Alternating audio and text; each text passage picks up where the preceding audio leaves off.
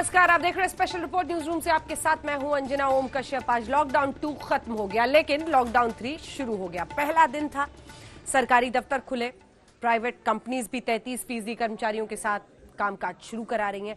लेकिन हद तो कर दी आज शराब के शौकीनों ने।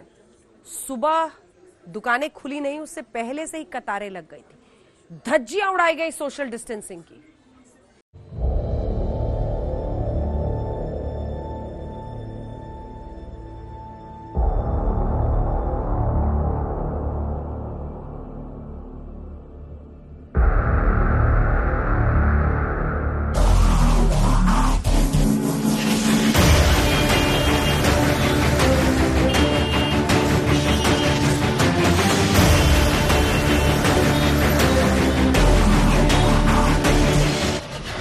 ये नहीं है, ये ऐसा टूट रहे हैं, ऐसे फ्री में दारू मिल रही है, लोग पालन करें, ज्यादा ज्यादा देखते रहे।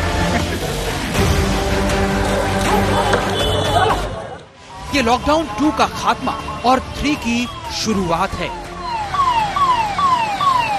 सरकारी दफ्तर खुल चुके हैं। प्राइवेट कंपनियों के दफ्तरों में 33% कर्मचारियों के साथ कामकाज की इजाजत दे दी गई है। लिहाजा महीने भर से सुनसान पड़ी सड़कों पर भीड़ का रेला शुरू हो गया। राजधानी दिल्ली में सभी दफ्तरों का कामकाज शुरू हो चुका है। आईटीओ पर अरसे बाद ऐसी भीड़ देखी गई। पुलिस ने एक एक शख्स का आइडेंटिटी कार्ड चेक किया। मैं आईटीओ पर इस वक्त मौजूद हूं। आपको दिखाना चाहेंगे कि आईटीओ की सिचुएशन क्या है। लोग अपने घरों से ज्यादा संख्या में बाहर निकल आए हैं। लॉकडाउन पार्ट 1 और लॉकडाउन पार्ट 2 के समय में जब थोड़ी बहुत उस समय रियायतें थी तो इतनी संख्या में लोग अपने घरों से ज्यादा नहीं निकल रहे थे, लेकिन इस बार बहुत ज्यादा संख्या में लोग अपने घरों से निकल आए हैं। पूरी दिल्ली रेड जोन में है, जबकि उसकी सीमाओं से सटे गाजियाबाद और नोएडा ऑरेंज जोन में। लेकिन दिल्ली में ऑफिस ज्वाइन करने के लिए सैकड़ों लोग सुबह ही अपनी गाड़ियों से निकल पड़े। लिहाजा गाजीपुर बॉर्डर पर जाम लग गया। आप देख सकते हैं कि एक एक करके गाड़ियों के जो पासेस है वो बाकायदा चेक किए जा रहे हैं। उसके बाद ही किसी को अंदर जाने की इजाज़त जो है वो दिल्ली में दी जा रही है। लेकिन जिस तरीके से लॉकडाउन 3 के अंदर कुछ रियायतें सरकार की तरफ से दी गई थी, उसके बाद से ही सरकारी दफ्तर दिल्ली के अंदर खुलेंगे और उसके अलावा कई अलग अलग जगहों पर भी काम जो है वो शुरू होगा। ऐसे में लोग बाग सुबह से ही घरों से अपनी जो है वो निकले हैं गाड़ियाँ लेकर। सरकारी और प्राइवेट दफ्तर खुलने के बाद दिल्ली से सटे गुरुग्राम की सड़कों पर भी भीड़ बढ़ गई। सोशल डिस्टेंसिंग की धज्जियां उड़ती साफ दिख रही हैं।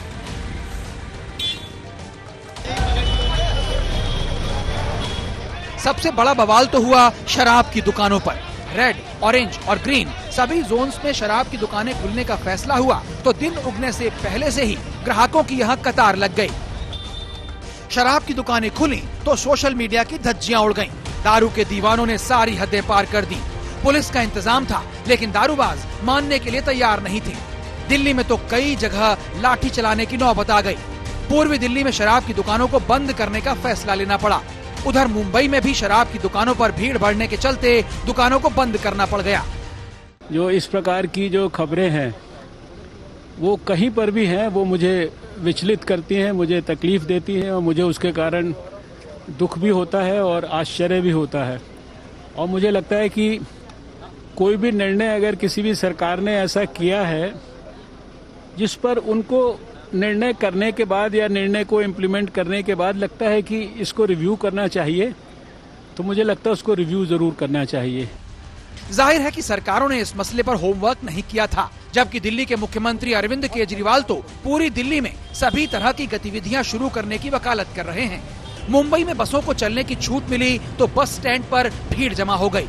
सोशल डिस्टेंसिंग के दावे हवा हो गए।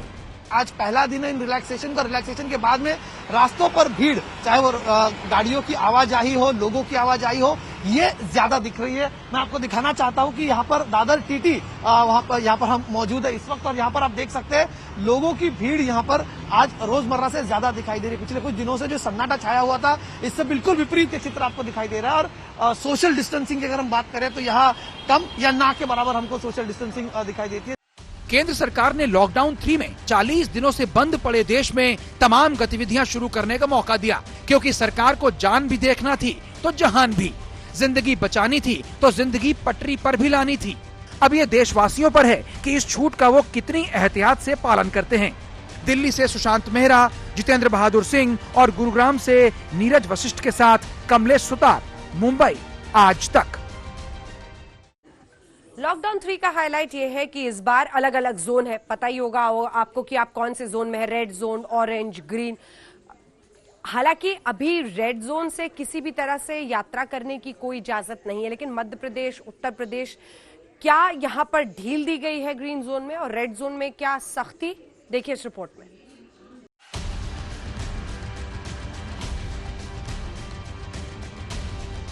पूरब से पश्चिम तक, उत्तर से दक्षिण तक 40 दिन के बाद भारत में जगह जगह बाजार खुल गए। चेन्नई में सुबह 11 बजे से किराना, कपड़े, मोबाइल और दूसरी जरूरतों की दुकानें खुल गईं। लोग मास्क लगाए दिखे, सोशल डिस्टेंसिंग का पालन करते हुए दिखे। जयपुर में जगह जगह बाजार खुले। बजाज नगर मार्केट में इलेक्ट्रिकल्स, इलेक्ट्रॉनिक्स और दूसरी जरूरतों की दुकानें खुली। 40 दिन बाद बाजार में रौनक दिखाई दी। आज लॉकडाउन 3.0 का पहला दिन है। हम हैं इस समय जयपुर की बजाज नगर मार्केट में और आप देख सकते हैं किस तरह से यहाँ पर पहले से ज़्यादा इकोनॉमिक एक्टिविटी है। कई दुकानें खुली हुई हैं, इनमें से कई दुकानें पहले भी खुलती थी, जैसे कि किराने की दुकानें हैं, पर कई और दुकानें भी हैं जैसे कि इलेक्ट्रिकल आइटम्स की शॉप्स हैं, वो उनमें से कई खुली हुई हैं। उत्तर प्रदेश के वाराणसी में पूर्वांचल की सबसे बड़ी थोक मंडी एक बार फिर खुल गई है। 9 दिन पहले यहां एक कोरोना संक्रमित व्यापारी के संपर्क में आने की वजह से दर्जन भर लोग कोरोना संक्रमित हो गए थे, जिसके चलते दवा मंडी बंद कर दी गई थी। अब नए नियम और शर्तों के साथ दवा मंडी खोली गई है। हम आपको बता दें कि वाराणसी रेड जोन में है, इसके बावजूद बाजारों में लोगों की भीड़ देखी गई। हालांकि उत्तर प्रदेश में तमाम जिलों में प्रशासन ने लॉकडाउन 3 में कोई ढील नहीं दी। यूपी के हमीरपुर में ग्रीन जोन के बावजूद प्रशासन ने किसी भी बाजार को खोलने की अनुमति नहीं दी। बलिया में भी जिला प्रशासन ने जरूरी सामान के अलावा किसी भी तरह की दुकानों को खोलने नहीं दिया। फतेहपुर में भी दुकानदार जिला प्रशासन के आदेश का इंतजार करते रह गए। कोरोना संकट ग्रस्त मध्य प्रदेश की राजधानी भोपाल में भी काफी एहतियात बरती जा रही है, लिहाजा जहां जरूरी सामान के अलावा किसी भी तरह की दुकानें नहीं खुली। बात अगर करें मध्य प्रदेश की राजधानी भोपाल की, तो यहाँ पर फिलहाल लॉकडाउन 3 में भी कुछ बदलता हुआ नहीं दिख रहा है। भोपाल के ज्यादातर बाजार आज भी बंद है। रेड जोन के तहत आता है राजधानी भोपाल और ऐसे में यहाँ की तस्वीर अगर हम आपको दिखाएं तो आप देखेंगे कि कैसे अभी भी जो मुख्य व्यापारिक केंद्र है मध्य प्रदेश की राजधानी भोपाल का, MP नगर, वो पूरी तरीके से बंद है। उधर पूरी तरह ग्रीन जोन वाले गोवा में जिंदगी पटरी पर आती दिखी। पणजी में फिश मार्केट से पाबंदी का पहरा हट गया, जबकि बेंगलुरु में फैक्ट्रियों में कामकाज शुरू हुआ। 40 दिन बाद लोग घरों से निकलकर काम पर जाते दिखे। वाराणसी से रोशन जायसवाल, जयपुर से अंकुर बधावन के साथ रवीशपाल सिंह, भोपाल, आज तक। रेड जोन और ग्रीन जोन का हाल तो आपने देख लिया, लेकिन मजदूरों का हाल कौन देख रहा है, या फिर यूं कहिए कि मजदूरों पर सियासत की नौबत आखिर क्यों आ रही है?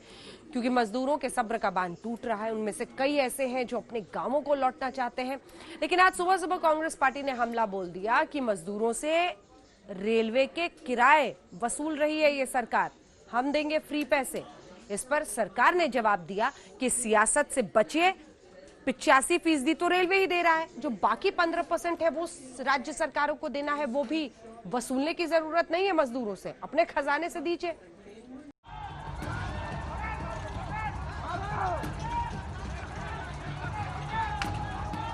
ये सिस्टम के पत्थर हैं जो पुलिस वालों और मजदूरों के बीच चल रहे हैं। सूरत में फंसे मजदूर घर जाने के लिए बेकरार हैं। आज उनका सब्र टूट गया। पुलिस और मजदूरों में पथराव हो गया। यहाँ तक कि पुलिस को मजदूरों पर आंसू गैस के गोले छोड़ने की नौबत आ गई। प्रवासी मजदूरों का सब्र टूट रहा है तो उनके मुद्दे पर सियासत का पारा भी चढ़ रहा है। सरकार तमाम राज्यों में फंसे मजदूरों की घर वापसी के इंतजाम में लगी है, लेकिन इसी बीच आज कांग्रेस नेता राहुल गांधी ने एक ट्वीट करके सियासत गरमा दी। अपने ट्वीट में राहुल ने लिखा, एक तरफ रेलवे दूसरे राज्यों में फंसे मजदूरों से टिकट का भाड़ा वसूल रही है, वहीं दूसरी तरफ रेल मंत्रालय पीएम केयर फंड में 151 करोड़ रुपए का चंदा दे रहा है। जरा ये गुत्थी सुलझाइए। राहुल गांधी ने ट्वीट किया तो कांग्रेस अध्यक्ष सोनिया गांधी ने ऐलान कर दिया कि मजदूरों के लौटने के लिए टिकट का खर्च कांग्रेस उठाएगी।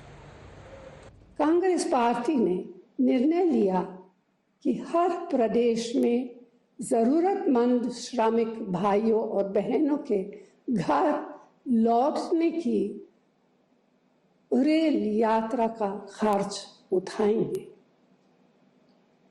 मैं उम्मीद करती हूं कि आप सब जल्दी से जल्दी अपने प्रियजनों के पास पहुंच पाएंगे। सोनिया गांधी ने सरकार पर निशाना साधते हुए कहा कि विदेश में फंसे भारतीयों को तो सरकार मुफ्त में वापस लेकर आई, लेकिन मजदूरों से किराया वसूला जा रहा है। यह देखकर और भी पीड़ा होती है कि संकट की इस घड़ी में भारत सरकार और रेल मंत्रालय घर वापस लौटने के लिए रेल यात्रा का किराया और स्पेशल चार्ज वसूल रहे हैं। उम्मीद थी कि दाम में आए हजारों करोड़ रुपए पर पहला अधिकार हमारे राष्ट्र निर्माताओं का होगा। कांग्रेस के इस हमले के बाद बीजेपी ब्रिगेड ने भी मोर्चा संभाल लिया और कांग्रेस पर ओछी राजनीति करने का आरोप लगाया। दुख की बात है कि इस समय इस तरह की राजनीतिक बात की जा रही है। प्रधानमंत्री जी से ज्यादा गरीबों के कल्याण के लिए सोचने वाला अभी तक तो मुझे लगता नहीं कि कोई दुनिया में कोई मसीहा पैदा हुआ है। 1,70,000 करोड़ रुपए उन्होंने तुरंत योजना घोषित की गरीबों के कल्याण के लिए। कांग्रेस पार्टी आज निंदा की राजनीति कर रही है, ये बहुत ही शर्मनाक विषय है। देखिए, आज भारत की सरकार की तारीफ पूरा विश्व कर रहा है, WHO भी कर रहा है। आज खुद प्रधानमंत्री ने कहा है कि उत्साह का माहौल बनाना है और एक आशा का माहौल उसको सृजित करना है। वहीं कांग्रेस पार्टी निराशा और निंदा की राजनीति कर रही है। सरकार का कहना है कि मजदूरों से किसी भी तरह का किराया वसूल नहीं किया गया है। मजदूरों को उनके गृह राज्य पहुंचाने में रेलवे पर जो खर्चा रहा है उसका 85% खर्चा खुद केंद्र सरकार उठा रही है, जबकि यात्रा में आ रहा 15% खर्च राज्य सरकार उठा रही है। रेलवे ने साफ कहा कि किसी स्टेशन पर टिकट नहीं बेचे जा रहे हैं। रेलवे सिर्फ उन्हीं लोगों को ट्रेन की सुविधा दे रही है जिन्हें राज्य सरकार ने उनके पास भेजा है। गवर्नमेंट ऑफ इंडिया हो या रेलवेज हो, किसी भी कोशिश में हमने कभी भी कोई भी वर्कर से चार्ज करने की बात नहीं की है। हमने 85% जो पूरी ट्रांसपोर्टेशन का कॉस्ट बियर किया जाता है वह 85% जो है वो रेलवेज बियर करती हैं, 15% स्टेट को बियर करना है। और उसी प्रोसेस और बेस्ड ऑन स्टेट्स रिक्वेस्ट जो ये प्रोसेस शुरू हुआ है कि जो कुछ लिमिटेड पैसेंजर, जो स्टैंडर्ड पैसेंजर्स हैं, माइग्रेंट लेबरर्स हैं, जिनको लिमिटेड लोगों को लेके जाना है for some very particular reason, उसको स्टेट गवर्नमेंट उसी तहत में कोऑर्डिनेट भी कर रही है, एक्सेप्ट फॉर 1 और 2 स्टेट। अगर केंद्र सरकार की बात सही है तो ये भी साफ है कि महाराष्ट्र सरकार ने उनसे टिकट के पैसे वसूले हैं। हालांकि कई राज्यों के मुख्यमंत्रियों ने ये साफ किया कि वो खुद अपने हिस्से का 15% खर्च वहन कर रहे हैं। और जब वो निकलेंगे 21 दिन के बाद तो आने में उनको जितना भी खर्च हुआ बाहर से और उसके अलावे 500 रुपया और राज्य सरकार उनको देगी। छत्तीसगढ़ के मुख्यमंत्री भूपेश बघेल ने ट्वीट करके बताया कि प्रवासी मजदूरों को वापस लाने में जो भी खर्चा होगा उसे छत्तीसगढ़ सरकार उठाएगी। कोरोना संक्रमण काल में विपक्ष को मजदूरों से किराया वसूलने का नया मुद्दा मिल गया है। केंद्र सरकार के साथ साथ रेलवे भी इस मुद्दे पर अपनी सफाई दे चुका है, लेकिन इस मुद्दे पर सियासत फिलहाल थमती नहीं दिखाई दे रही। दिल्ली से मौसमी सिंह के साथ सुजीत झा, पटना, आज तक। स्पेशल रिपोर्ट में न्यूज रूम से फिर आपका स्वागत है। आपके साथ मैं हूं Anjana Om Kashyap. Corona update. Corona काल में शराब की बिक्री पर कैसे लंबी लंबी कतारें, लेकिन बड़ी खबर के साथ हम शुरुआत कर रहे हैं। कोरोना को लेकर दिल्ली हाईकोर्ट का आदेश, जिसको टेस्ट को लेकर जो देरी हो रही थी उसी पर दरअसल एक याचिका दाखिल की गई थी और कोरोना की रिपोर्ट पर दिल्ली सरकार को नसीहत दी गई है हाईकोर्ट की तरफ से। और 24 से 48 घंटे में कोरोना की रिपोर्ट दे दिल्ली सरकार। जनहित याचिका पर दिल्ली हाईकोर्ट का यह आदेश सामने आया है। कोरोना की जांच रिपोर्ट में हो रही देरी की वजह से यह जनहित याचिका दायर की गई थी, जिस पर कोर्ट ने साफ कहा है कि दिल्ली सरकार 24 से 48 घंटे में रिपोर्ट दे। याचिका में कहा गया है कि इसी वजह से दिल्ली में कोरोना का इन्फेक्शन बढ़ रहा है। और इस बीच देखिए, बात शराब की बिक्री की हो रही थी, तो बड़ी खबर ये कर्नाटक में आज शराब बियर से 45 करोड़ की कुल कमाई हुई है। रिकॉर्ड तोड़ कमाई इसे कह लीजिए। कर्नाटक में आज करीब 4 लाख लीटर बियर की बिक्री हुई है।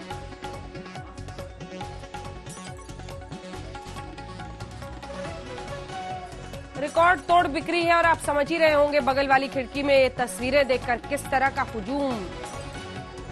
कोरोना का भय भी भाग गया।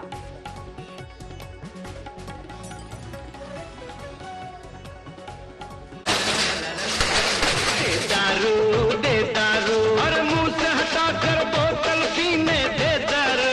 बड़े दिनों के बाद मिली है ये दारू। दे दारू दे दारू, बड़े दिनों के बाद मिली है ये दारू। अरे होश रहे न बाकी साकी दे दारू दे दारू दे दारू। सर बुजुर्ग आदमी नींद नहीं आ रही थी कई दिनों से, तो रोजाना पीने वाले आदमी है जी। आदमी को 2 पैक रात को अगर मिल जाते हैं तो इट विल बी बेटर। जब दारू अंदर जाएगी, आज अगर किसी को हेल्प मिल रही है कहीं से तो वो राशन की बजाय इसमें इन्वेस्ट करेगा। कोरोना से ज्यादा हमें दारू से प्यार था। कोरोना तो कोरोना ही है, वो तो सबके साथ है। अंदर बाहर होने दो, हमें हंसने दो, हमें रोने दो, हमें हंसने दो, हमें रोने दो। अगर दोबारा फिर बंद हो जाएगा, उसके अलावा मतलब जैसे सामान हमारे पास सामान होगा, दिक्कत तो नहीं आएगी ना बात में। आज लोग जो है निकले हैं कि चलो कहाँ जा रहे हैं, दारू लेने जा रहे हैं, और कोई काम नहीं है। जल्दी से जल्दी अपने घरों को लौट जाए, वरना आपके ऊपर लीगल एक्शन होगा। अरे आज किसी को मारेंगे बिन ये दारू दे दारू दे दारू। अरे बड़े दिनों के बाद मिली है ये दारू। दे दारू दे दारू, ओ मेरे भैया दे दारू।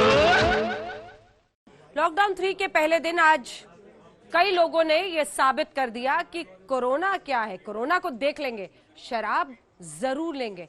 तभी तो सोशल डिस्टेंसिंग की धज्जियां उड़ाकर लंबी लंबी कतारें, कहीं पर कई किलोमीटर लंबी कतार थी। क्यों? शराब खरीदनी थी।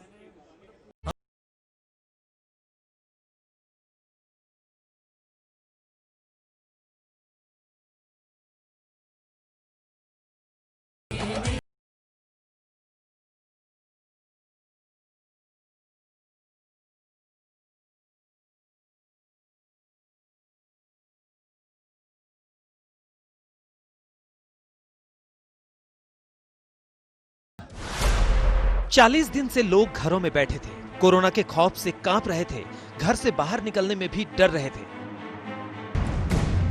लेकिन जैसे ही लॉकडाउन 3 में शराब की दुकानें खुली, कोरोना वायरस का खौफ छूमंतर हो गया। शराब की दुकानों पर लंबी लंबी लाइनें लग गई। बोतल के लिए लोग बेकाबू से हो गए। सोशल डिस्टेंसिंग की धज्जियां उड़ने लगी। दिल्ली में सुबह होते ही लोग शराब की दुकानों पर पहुंचने शुरू हो गए। शराब की दुकानों के बाहर जबरदस्त मजमा लगने लगा। कोरोना के संक्रमण काल में 40 दिन बाद शराब की दुकानें खुली तो लगा कि लोग आज ही पूरे साल का कोटा ले आएंगे। सुबह से ही 6 बजे से ही कृष्णानगर इलाके में लंबी लंबी कतारें जो हैं वो यहाँ पर दिखाई देने लगी हैं। सुबह से ही लोग जो हैं वो वाइन शॉप्स पर खड़े हो चुके हैं और आपको तस्वीरें में दिखाना चाहूंगा अपने कैमरा पर्सन सत्य राउती के साथ किस तरीके से लोग सुबह से ही करीब 1 से 1.5 किलोमीटर लंबी लाइनें जो है वो यहाँ पर लग चुकी हैं, जो कि यहाँ पर वाइन शॉप्स में लेने के लिए पहुंची है। लोग मौजूद है। ये बताइए कि लॉकडाउन है, कोरोना वायरस है और वाइन शॉप्स आप खुल चुकी हैं, आप इतनी जल्दी सुबह क्यों आए हैं? सर बुजुर्ग आदमी, नींद नहीं आ रही थी कई दिनों से, तो रोजाना पीने वाले आदमी है जी। 73 साल के आजू हो चले हैं, तो जनाब क्या करें। कोरोना से ज्यादा हमें दारू से प्यार था। कोरोना तो कोरोना ही है, वो तो सबके साथ है, पूरे मुल्क के साथ है। इसलिए मैं क्षमा चाहता हूँ, मुझे मजबूरी में आना पड़ा था। दिल्ली के पौश इलाके वसंत विहार में तो दारू के लिए जैसे मार मच गई। हजारों लोगों की भीड़ शराब के ठेके पर आ गई। यहां तक कि महिलाएं भी लाइनों में लग गई। आप देख सकते हैं कि लोग किस कदर एक दूसरे से सटे हुए हैं। सोशल डिस्टेंसिंग की तो यहां धज्जियां उड़ गई हैं।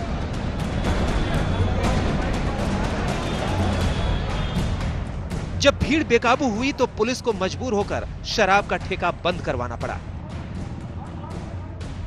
सोशल डिस्टेंसिंग का तो सवाल ही नहीं दूर है। खाने पीने के लिए कहते हैं हमारे पास पैसे नहीं, ये देखो क्या हाल है। सारी तरफ से ट्रैफिक जाम है, बाकी शॉप से वो ऑपरेट नहीं कर पा रहे। ये आगे भी रिक्वेस्ट किया गया है कि इस इवेंट को यहाँ बंद करें। ये है दिल्ली के लक्ष्मी नगर की तस्वीरें। एक मॉल के करीब ठेका खुलते ही लाइन 3 किलोमीटर तक चली गई।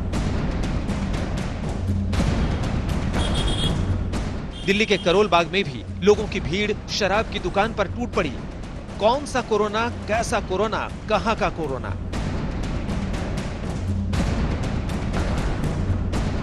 आप जरा देखिए, ये यहाँ से मेन रोड पर आप दूर से देख रहे हैं, ये पूरी लाइन ये आपको दूर से आती हुई नजर आ रही है। बीच में मेन रोड है करोल बाग वाला, तो उसके बाद ये लाइन रोड के दूसरी तरफ भी है। और अब ये दिल्ली के शिवपुरी की तस्वीरें देखिए। इतनी भीड़ तो फ्री में बट रहे राशन को लेने भी नहीं आती, जितनी भीड़ शराब की दुकान खुलते ही लग गई। लॉकडाउन 3 में इस तरीके से सोशल डिस्टेंसिंग और पूरी तरह से धज्जियां उड़ती हुई नजर आ रही है। वाइन शॉप के बाहर हजारों की संख्या में लोग जो है वो खड़े हुए हैं और आप देख सकते हैं कि तस्वीरें देखिए किस तरीके से वाइन शॉप के पास लाइनें तो जरूर लगी, लेकिन वाइन शॉप के आसपास भारी तादाद में लोग जो है वो अपने घरों से निकल करके तमाशबीन बनकर के यहाँ पर देखते हुए नजर आ। बड़े दिनों के बाद मिली है ये दारू। जी हाँ, शराब की दुकानों पर उमड़ती भीड़ कुछ यही कह रही है। ये दिल्ली के झील चौक की तस्वीरें हैं, जहां 2 से 3 किलोमीटर की लाइन लग गई। इस वक्त मैं दिल्ली के झील चौक चौराहे पर मौजूद हूं। यहां पर शराब खरीदने वालों की लंबी लाइन लगी हुई है। सामने आप देख रहे हैं कि ये शराब का ठेका है और इस ठेके के पास लंबी लाइन लगी हुई, करीब 2 से 3 किलोमीटर लंबी लाइन ऐसे ही दोनों तरफ लगी हुई है। लोग यहाँ पर किसी भी तरीके का सोशल डिस्टेंसिंग का पालन नहीं कर रहे हैं। वजह यह है कि सभी लोग जो अलग अलग जगहों से निकल रहे हैं वो शराब खरीद लेना चाहते हैं, क्योंकि आज बहुत दिनों बाद इनको इस बात की छूट मिली है। यहाँ पर आपको दिखाना चाहेंगे कि लोग लंबी लाइनें यहाँ पर लगा करके खड़े हुए हैं। पालन नहीं हो रहा सर, देख रहे हैं आपके सामने में जो है। आप लोगों का खुद का नुकसान इससे होगा। नुकसान तो है ही सर। क्यों आप लोग घरों से निकल आए? सर क्या करें, हम लोग जाने के लिए चाहते हैं सर, कोई गवर्नमेंट देखते हैं, हम लोग गरीब को कोई नहीं देखने वाला है। ये ऐसे चिपकेंगे ना, चिपक के गलत है। चिपक के लोगों को फिर होगा, एक दूसरे चिपकेंगे फिर दिक्कत होगी। दिल्ली में दारू की दुकानें खुली तो लोगों ने सोशल डिस्टेंसिंग की दुर्गति कर दी। आप देख सकते हैं कि पौष इलाके से लेकर स्लम इलाके में भी शराब के शौकीन झूम उठे। वसंत कुंज, शिवपुरी, गीता कॉलोनी, शास्त्री पार्क, गोविंदपुरी, कोटला मुबारकपुर, उत्तम नगर, कृष्णा नगर तक जिधर देखो लोग जैसे ठेकों पर टूट पड़े हैं। अपने लिए लेके जा रहे हो कि बेचने के लिए लेके जा रहे हो? मैडम अपने लिए लेके जा रहे हैं। अपने लिए घर के लिए हाँ लेके जा रहे हो? कितने लोग हैं घर में? 5 लोग। सब पीते हैं? जी सब पीते हैं। अच्छा, किधर से आए और कितने बेचने के लिए ले जा रहे हो? नहीं पीने के लिए ले जा रहे हैं। अपने पीने के लिए ले जा रहे हो? नहीं, स्टाफ भी है, झाड़ू वाला बहुत स्टाफ भी है। आप सैनिटेशन डिपार्टमेंट के हो? जी। भाई साहब किधर से आए और आप अपने लिए लेके जा रहे हैं कि बेचने के लिए लेके जा रहे हैं? Sir no comments. दिल्ली की तस्वीरें कुछ ऐसी हैं कि आज दारू नहीं ली तो फिर कभी नहीं मिलेगी। सरकार ने सोचा था कि लॉकडाउन में जो आर्थिक नुकसान हुआ है उसकी भरपाई अब शुरू की जाए और इसीलिए ठेके खोले थे। हर ठेके के सामने सोशल डिस्टेंसिंग के सर्कल बनाए गए थे, लेकिन लोगों ने न सिर्फ सर्कल फांद डाले बल्कि सोशल डिस्टेंसिंग की धज्जियां उड़ा डाली। अब आपको बता दें कि ज्यादातर राज्यों के कुल राजस्व का 15 से 30% हिस्सा शराब से आता है। दिल्ली ने वित्त वर्ष 2019-20 में करीब 5500 करोड़ रुपए का आबकारी शुल्क हासिल किया था, यानी राज्य के कुल राजस्व का ये करीब 14% है। दिल्ली के लोग बहुत अच्छे हैं, लेकिन कुछ जगहों पे लोगों ने सोशल डिस्टेंसिंग नहीं मानी, भगदड़ मच गई। इससे किसका नुकसान हो रहा है? आपका ही नुकसान हो रहा है। तो क्यों इस तरह का रिस्क मोल लेते हो? क्यों इस तरह की गतिविधि करते हो? जहां जहां आज लोगों ने इस तरह की हरकत की, सही नहीं किया। कसम खा लो कि कल से हम इस तरह की हरकत नहीं करेंगे। दिल्ली में आबकारी विभाग ने शराब की 150 दुकानों को खोलने की इजाजत दी है, लेकिन शर्तों के साथ, ये जानते हुए कि कोरोना की वजह से दिल्ली को रेड जोन में रखा गया है। लोगों की इस लापरवाही से संकट और गहरा गया है। अगर हालात ऐसे रहे तो रेड जोन से ग्रीन जोन में बदलने की तमन्ना फिलहाल तो पूरी होने वाली नहीं है। आज तक ब्यूरो। शराब ने आज सारे भेद खत्म कर दिए। क्या रेड जोन, क्या ऑरेंज जोन, क्या ग्रीन जोन, हर कोई। बस अगर आप ये तस्वीरें देखेंगे दुकानों के बाहर जिस तरह की भीड़ लगी थी, आप अचरज में पड़ जाएंगे कि ये ग्रीन जोन की तस्वीर है या रेड जोन की। खतरा, रिस्क सब मोल लेकर भी बस शराब खरीदनी है।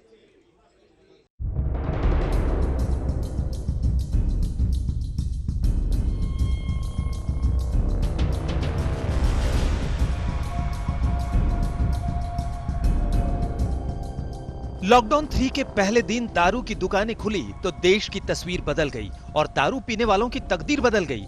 यूपी में शहर शहर शराब की दुकानों पर शराबियों का जमावड़ा लग गया। लखनऊ हो या वाराणसी, प्रयागराज में, गोरखपुर से लेकर हाथरस तक,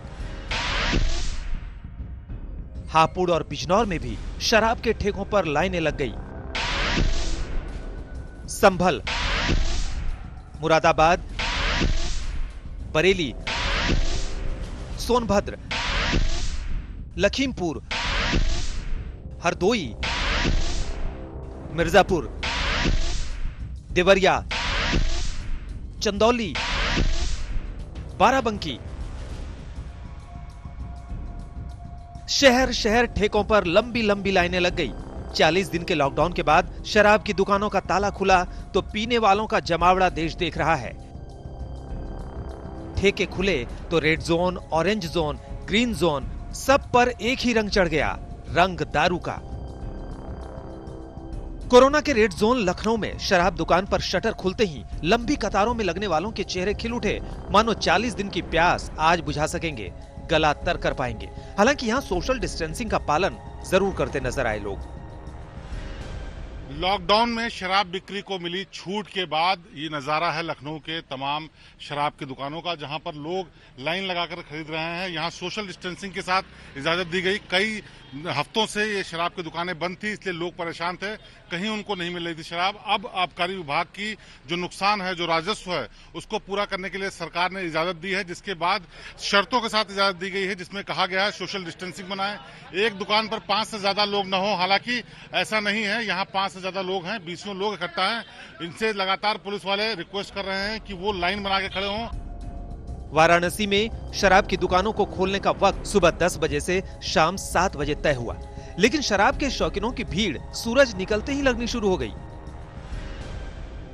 हम तो पीने वाले तो है नहीं, खाली दिमाग के लिए भी डिस्टर्ब हो गए। इतने देर दुकान बंद है हम लोग का, कोई काम धाम है नहीं, क्या करेगा आदमी करके। खुशी मिली दवाई है, दवाई ग्रुप में लेते हैं। कितने देर से लाइन में लगे इंतजार कर रहे हैं? बस वही 2 घंटा हो गया। प्रयागराज में तो शराब के शौकीनों ने सोशल डिस्टेंसिंग की धज्जियां उड़ा डाली। लोग शराब लेने की जल्दी में कोरोना को भूल गए। और ये हैं हापुड़ की तस्वीरें। यहाँ शराब के शौकीनों ने कोरोना की जंग में पलीता भरपूर लगाया।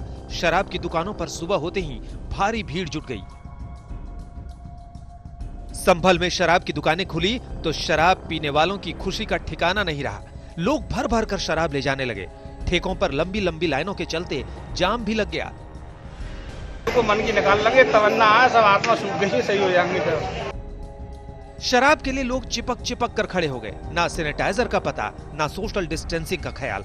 देवरिया में शराब के लिए जैसे लूट सी मच गई। शराब के शौकीनों के लिए लॉकडाउन 3 का पहला दिन जैसे किसी त्योहार से कम नहीं है। चंदौली में दोपहर 12 बजे जैसे ही शराब की दुकानें खुली, हर कोई लाइन में लग गया। लेकिन यहाँ आबकारी विभाग ने फरमान जारी कर दिया कि मास्क नहीं तो शराब नहीं। हम लोग सैनिटाइजर अपना हाथ धोते रहना, बिना मास्क किसी को नहीं देना है, जितना लिमिट है को नहीं देना है। यूपी के अलावा दूसरे राज्यों में भी शराब के शौकीन सुबह से ही मंडराने लगे। 40 दिन के सब्र का यह सिलसिला आज टूटा तो शराब खाने गुलजार हो गए। मुंबई, पुणे, राजनांदगांव, मंगलुरु, बेंगलुरु, हासन, कोलार, शहर शहर शराब की दुकानों पर पीने वालों का हुजूम है। लॉकडाउन में 40 दिन से गला सूखा था तो ठेकों पर शराब के शौकीनों की बाढ़ आ गई। मुंबई में आज पहला दिन देखा जा रहा है जहां पर कई इलाकों में वाइन शॉप जो है वो खुली है। यहां पर आप देखेंगे कि सोशल डिस्टेंसिंग मेंटेन करते हुए वाइन शॉप्स को खोला गया है ताकि यहां पर आप जो गर्दी है उसे कंट्रोल किया जाए, क्योंकि पहला दिन है तो ये बात अभी जाहिर है कि जो लोगों का तांता है वो काफ़ी लंबा यहाँ पर दिखाई दे रहा है। बांद्रा पश्चिम में इस वक्त हम मौजूद है। यहाँ पर हिल रोड के आप ये इस वाइन शॉप को देखेंगे तो पहला दिन तकरीबन कई दिनों के जो लॉकडाउन पीरियड के बाद वाइन शॉप्स खुली हैं, लोग यहाँ पर बाहर निकल कर आए हैं। सोशल डिस्टेंसिंग आप देखेंगे कि मेंटेन यहाँ पर करने की कोशिश की जा रही है, लेकिन क्योंकि पहला दिवस है इसीलिए ये आप देख पाएंगे कि जो गर्दी है वो भी काफ़ी लंबी दूर तक, ये जहाँ तक आप देखें। लॉकडाउन के तीसरे दौर में देश की आर्थिक हालत सुधारने के लिए शराब की बिक्री समेत कई कारोबार को छूट दी गई है। पिछले वित्त वर्ष में शराब की बिक्री वाले राज्यों में कुल मिलाकर करीब 2.5 लाख करोड़ रुपए की कमाई यानी टैक्स राजस्व शराब बिक्री से हासिल की गई थी। आज शराब के शौकीन जैसे कोरोना का सारा गम भुलाने आए हैं, हाथ में बोतलें शाम बनाने आए हैं। आज तक ब्यूरो। और अब बात हंदवाड़ा में हुए आतंकी मुठभेड़ की, जिसमें 5 वीर शहीद हुए। उनका ये योगदान हिंदुस्तान हमेशा याद रखेगा। नम आंखों से उन्हें श्रद्धांजलि दे रहा है, विदाई दे रहा है भारत।